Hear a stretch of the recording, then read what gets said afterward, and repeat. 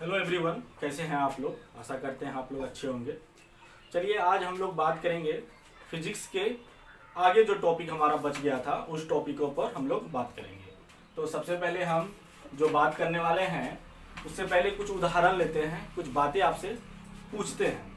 जब आप कोई गाड़ी चला रहे होते हैं, चाहे कार चला रहे हो या फिर बाइक चला रहे हो, तो आप हमेशा क्या एक ही समान गति में चलाते हैं, या जहाँ भीड़ भाड़ वाले इलाका होता है वहाँ तो आप निश्चित रूप से ब्रेक लगाते होंगे, या वहाँ आपकी जो कार की या फिर मोटर बाइक की गाड़ी का स्पीड कम हो जाता होगा।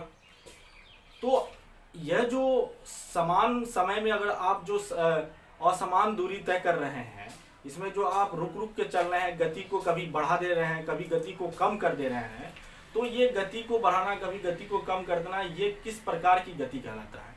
आज हम भी उसी टॉपिक पर बात करेंगे। तो हमारा जो बात होगा आज होगा uniform and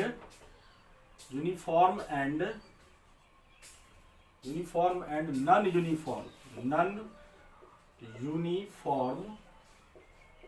uniform motion uniform and non uniform motion. इस पर हम लोग बात करेंगे कि यूनिफॉर्म मोशन क्या है, नॉन यूनिफॉर्म मोशन क्या है। तो एग्जांपल तो आप देखे लिए, एक और एग्जांपल लेते हैं। मान लीजिए कोई जो है बस है, ये मान लीजिए कोई बस है, ये बस है, मान लेते हैं यह बस है। यह बस जो है आगे की ओर गति कर रही है। अब यह बस जो है t1 सेकेंड में हम जब देखते हैं तो यह 50 मीटर की दूरी तय करता है। कितना मीटर की दूरी तय कर रहा है? t1 सेकेंड में 50 मीटर की दूरी तय कर रहा है। अब यह बस, फिर हम देखते हैं कि यह बस यहाँ पर पहुँच गया। अब ये बस जो यहाँ पे आया तो फिर हम t2 सेकेंड में भी देखते हैं कि यह फिर वह 50 मीटर का ही दूरी तय कर रहा है। और फिर हम यह बस को आगे देखते हैं कि यह जो बस है यह फिर t3 सेकेंड में 50 मीटर का ही दूरी तय कर रहा है। इसी तरह इसकी दूरी और समय का जो बीच का अंतराल है वह बराबर है, वह समान ही है। आप देख रहे हैं t1 में जितनी दूरी तय कर रहा है t2 सेकेंड में भी उतनी दूरी तय कर रहा है, t3 सेकेंड में भी इतनी ही दूरी तय कर रहा है, आगे भी बढ़ता जाएगा तो इसी तरह t4 में भी 50 मीटर की दूरी तय करता यह बस चला जा रहा है। तब हम इस तरह के जो बस चल रहा है जिस गति में, इसी गति को हम यूनिफॉर्म मोशन कहते हैं। हिंदी में से एक समान गति कहते हैं, है ना। एक समान गति कहते हैं, या असमान गति, और नॉन यूनिफॉर्म को असमान गति कहते हैं, असमान गति। तो ये जो चल रही है तो यह क्या है? यह यूनिफॉर्म मोशन में है। यह जो कार है या बस है यह यूनिफॉर्म मोशन में है। यह किस में है? यूनिफॉर्म मोशन में चल रहा है। तो इससे हम एक परिभाषा बनाते हैं, एक डिफिनेशन देते हैं कि यूनिफॉर्म मोशन किसे कहते हैं। तो आप लिख सकते हैं यूनिफॉर्म मोशन किसे कहते हैं। अगर लिखने के बारे तो लिख लीजिए यूनिफॉर्म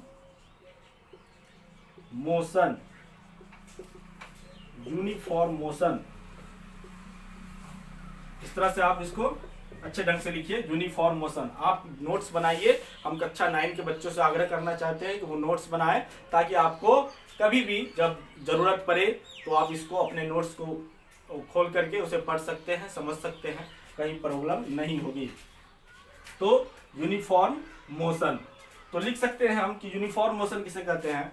तो क्या लिखिएगा? as the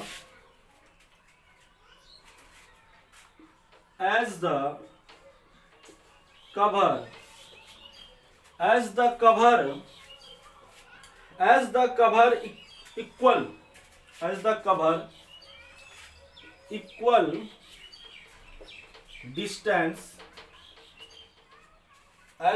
equal distance in equal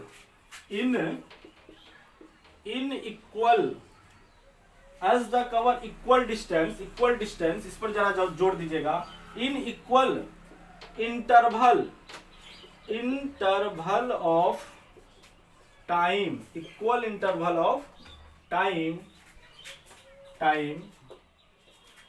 this type of motion is called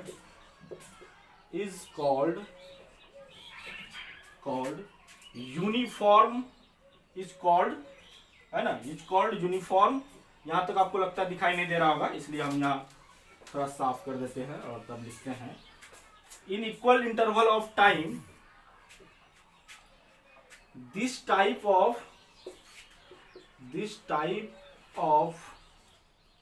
motion is called uniform motion,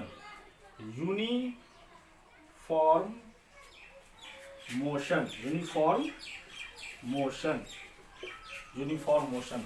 तो बस इसमें यही आपको ध्यान रखना है, ये कोई ऑब्जेक्ट जो है वह कवर करता है इक्वल डिस्टेंस में, इक्वल इंटरवल ऑफ टाइम में, तो वह जो ऑब्जेक्ट होगा या वह जो वस्तु होगा वह क्या हो जाएगा, एक समान गति में हो जाएगा। तो अब इसको हम मिटा देते हैं, उसके बाद हम इसी को हिंदी में भी लिख देते हैं ताकि जो हिंदी मीडियम के बच्चे हैं वो भी नोट्स बना सके अच्छे से।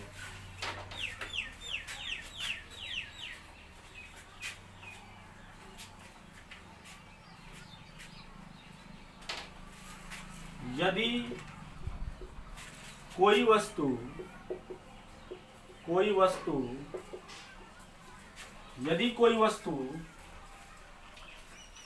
समान दूरी, यदि कोई वस्तु समान दूरी एक समान समय अंतराल में कवर करता है, यानी पूरा करता है,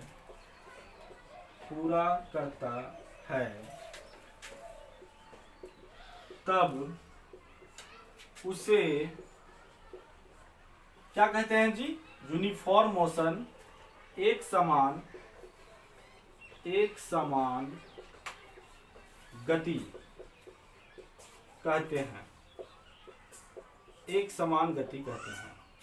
इस पर भी एक न्यूमेरिकल है आपके एनसीईआरटी में, तो उसको भी हम करेंगे, हम करेंगे इस न्यूमेरिकल को।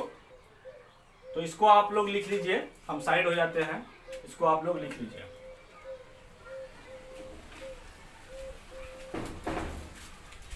तो लिख लिए होंगे आप लोग, लिख लिए होंगे। तो एक समान गति के बारे में तो आप लोग जान लिए, कैसा एक समान गति होता है, एक समान गति किसे कहते हैं, एग्जाम्पल भी हम दे दिए आपको और डिफिनेशन भी लिखा दिए कहीं जरूरत पड़े तो। अब देखिए यही यूनिफॉर्म मोशन के जगह पर अगर नॉन यूनिफॉर्म की हम बात करें, नॉन यूनिफॉर्म मोशन की अगर बात करें तो ठीक इसका विपरीत हो जाएगा कि कोई वस्तु या कोई ऑब्जेक्ट या कोई वस्तु जो है यदि समान दूरी को असमान समय अंतराल के साथ कवर करता है, यानी कि आपको उदाहरण भी दिए कि आप अगर भीड़ भाड़ वाले इलाके में जाते हैं तो आपकी जो गति होती है, जहां आपको बिल्कुल क्लियर मिलता है, वहां की गति की अपेक्षा गति कम हो जाती है। यानी कोई बस है, मान लीजिए कोई बस है और ये बस जो है चल रही है एक समान गति से, T1 में जो है वह 50 मीटर की दूरी तय किया, T1 में कितना दूरी तय किया, 50 मीटर की दूरी तय किया। वहीं T2 सेकेंड में यही बस जो है, T2 सेकेंड में यही बस जो है वह 60 मीटर की दूरी तय कर लेता है, उसको और क्लियर मिल गया सड़क, तो वो और स्पीड से चला। उसके बाद फिर हम देखते हैं कि यह जो बस है, यह बस जो है वह T3 सेकेंड में यह जो है वह मात्र 20 मीटर की ही दूरी तय कर पा रहा है, मात्र 20 मीटर की दूरी, अर्थात तो वहां पर भीड़ भाड़ वाले इलाके हो गए आ गए होंगे या सघन जनसंख्या वाला क्षेत्र आ गया होगा, जिससे जो है उसकी गति क्या हो गया जी, कम हो गया।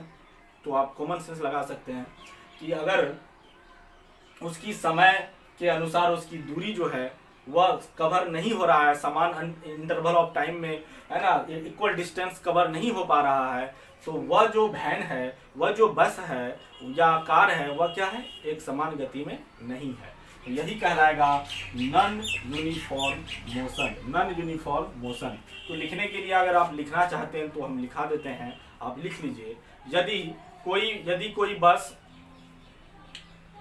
यदि कोई वस्तु या बस समान दूरी एक समान समय अंतराल में पूरा नहीं करता है, तब उसे हम एक समान गति नहीं करते हैं। तो यही हो गया परिभाषा आपका।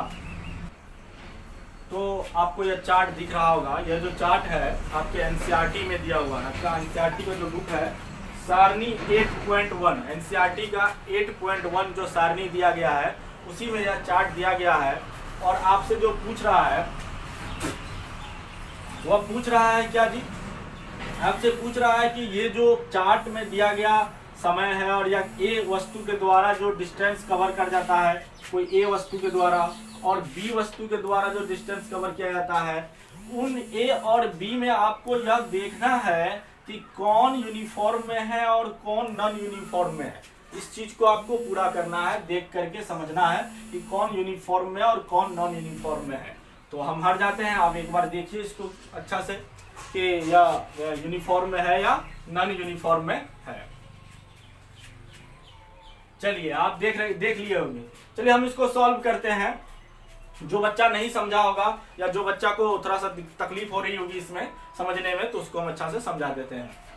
देखिए टाइम पहले हम देखते हैं। हमने जब यूनिफॉर्म या नॉन यूनिफॉर्म की बात की कि यूनिफॉर्म मोशन कौन है और नॉन यूनिफॉर्म मोशन कौन है, तो उसमें हमने एक बात को जो परिभाषा के अनुसार ही समझा और उदाहरण के द्वारा भी हमने समझा कि जो वस्तु, जो ऑब्जेक्ट समान समय अंतराल के साथ समान दूरी तय करता है, तो वह जो वस्तु होता है वह किस में होता है, यूनिफॉर्म मोशन में होता है। और जो वस्तु समान समय अंतराल के साथ समान दूरी तय नहीं करता है, वो वस्तु क्या होता है जी, वह नॉन यूनिफॉर्म में होता है। बस उसी को आपको अप्लाई कर देना है यहाँ पर, और कुछ नहीं है। यहाँ देखिए कि 9:30 से वह कोई वस्तु ट्रेवल करना शुरू किया है। ए मान लीजिए ए जो है 9:30 से शुरू किया है और फिर 9:45 पर पहुंचा AM का पर, फिर 9:45 से 10 AM पहुंचा, फिर 10:15 पर पहुंचा, फिर 10:13 पर आ गया और 10:45 आ गया और 11 AM तक पहुंच गया। तो ये समय जो अंतराल इसमें देखिए कि 15 मिनट का समय अंतराल सब में है कि नहीं है, सब में 15 मिनट का है। 30 से 35 से फिर यहाँ देखिए 10 बज गया, 10 बजे 10 से 15 बज गया, फिर 10:30 हो गया, फिर 10:45 हो गया, फिर 11 तक चला है। तो यहाँ 15 मिनट का सब में क्या है जी, समान अंतराल है। अब ए वस्तु का दूरी देखे, ये समय तो देख लिए कि समान समय अंतराल है, तो इस समान समय अंतराल में कौन समान दूरी तय कर रहा है, कौन समान दूरी नहीं कर रहा। अगर ये समान दूरी तय कर रहा होगा तो ये भी क्या हो जाएगा, एक समान गति में होगा। ये नहीं कर रहा होगा तो ये क्या हो जाएगा, एक समान गति में नहीं होगा। तो आप देखिए कि यहाँ जो है ए जो है 10 मीटर चला है, यानी मीटर में दिया हुआ है, m मतलब मीटर में दिया हुआ है। फिर वह 20 मीटर चला, यानी 10 से 20 पहुंचा, फिर 20 से वह 30 में पहुंच गया। तो देखिए 10 से 20, 20 से 30, 30 से 40, 40 से 50, 50 से 60, 60 से 70, यानी क्या हुआ, कितना का अंतराल है इसमें, 10 मीटर का अंतराल है पर सेकेंड। वह 10 पर का समय जो अंतराल है उसका 10-10 मीटर का वह चल रहा है। तो आप इसको देखने से ही क्या पता चल रहा है जी, तो ये क्या है, यूनिफॉर्म में है, यूनिफॉर्म में है, यूनिफॉर्म मोशन में है। यानी कि यह जो है एक समान गति में है, एक समान गति में है, एक समान गति में है। और इसमें देखिए वह 12 मीटर से शुरू किया चलना, उसके बाद उसकी गति फिर 19 हो गई, फिर 23 हो गई। तो 19 से अगर देखें 12 से 19 में आने में कितना समय लगा, कितना दूरी तय किया, तो यहाँ कितना हो गया जी, यहाँ हो गया आपका 7 हो गया। और फिर यहाँ से 19 से 23 में यहाँ देखिए यहाँ कितना हो गया, 4 हो गया, तो 4 हो गया। फिर यहाँ देखिए 23 से फिर 35 में, तो फिर 37 में देखिए, फिर 41 में देखिए। आपको क्या लग रहा है इसमें समय समान अंतराल है, नहीं है। सब में अलग अलग समय का, समय तो अंतराल समान है लेकिन सब में अलग अलग दूरी वह अलग अलग समय में वह तय कर रहा है। इसलिए यह क्या हो गया, नॉन यूनिफॉर्म हो गया, नॉन यूनिफॉर्म मोशन में हो गया, ये नॉन यूनिफॉर्म मोशन में हो गया।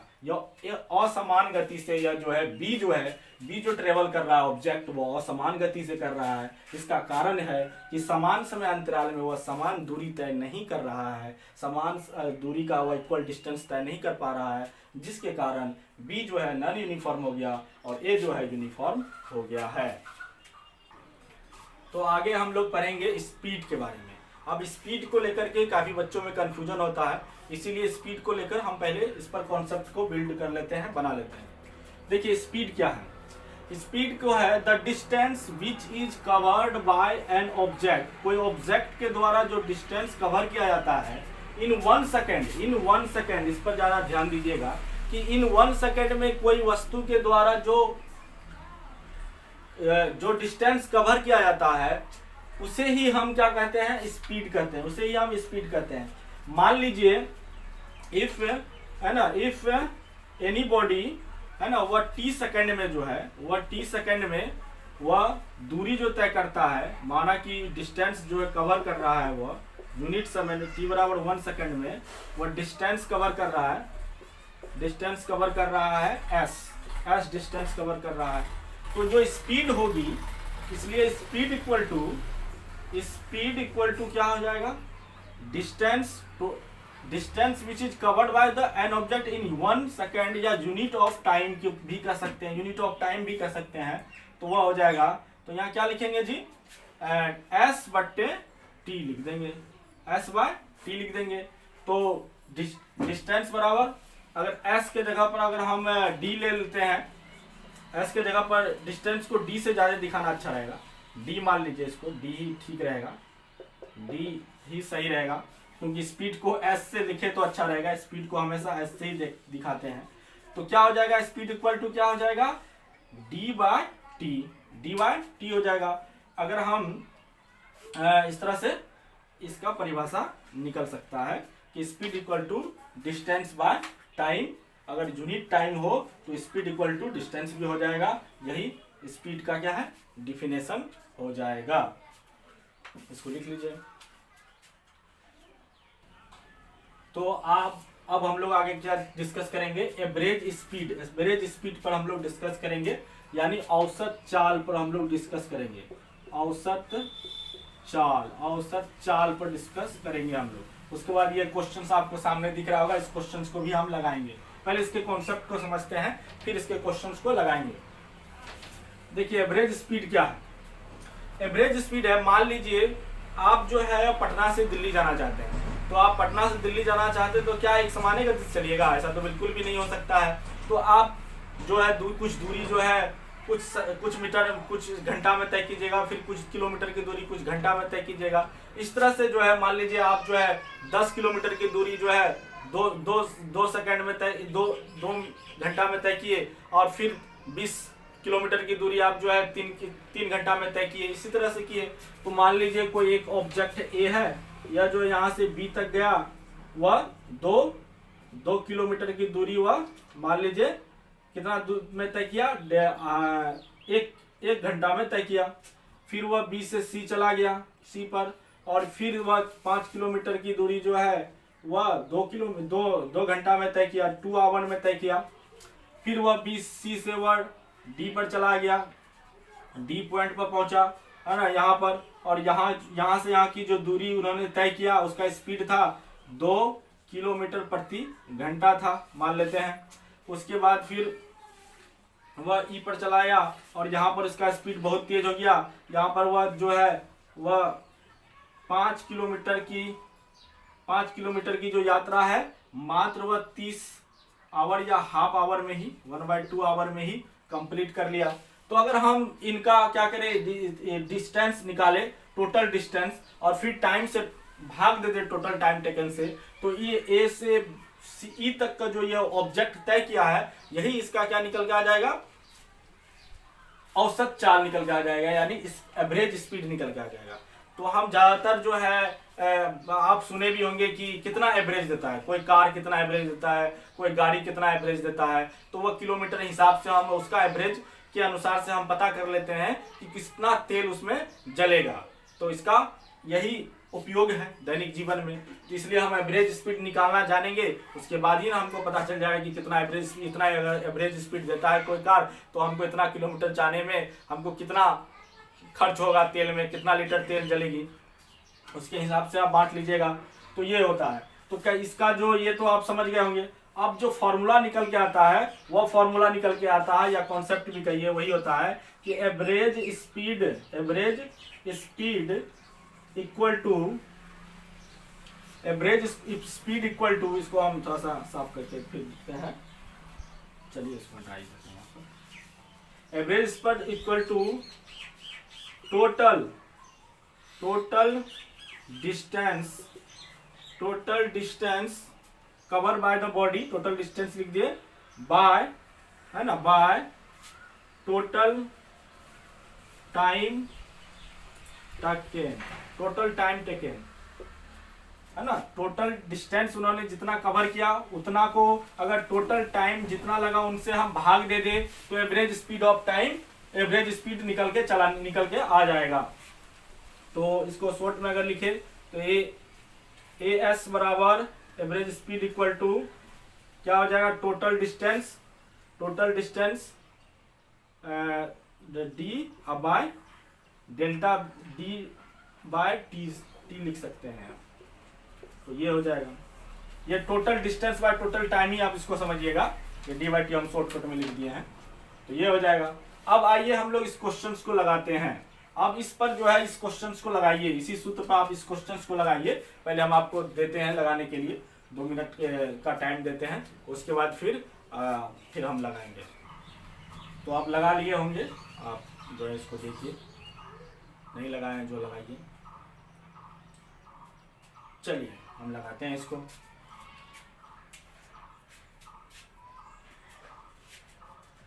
अगर इसका हम यूनिट का बात करें तो यूनिट भी लिख लीजिए एक बार। यूनिट जो इसका होता है एमकेएस पद्धति में होता है मीटर प्रति सेकंड, सीजीएस पद्धति में अलग होता है, सेंटीमीटर प्रति सेकंड भी होता है, किलोमीटर प्रति घंटा भी इसका यूनिट लिख सकते हैं। तो एवरेज स्पीड का क्या हो गया, मीटर प्रति सेकंड आप लिख सकते हैं। चलिए या क्वेश्चन को देखिए। An object travelled 16 metre in 4 second.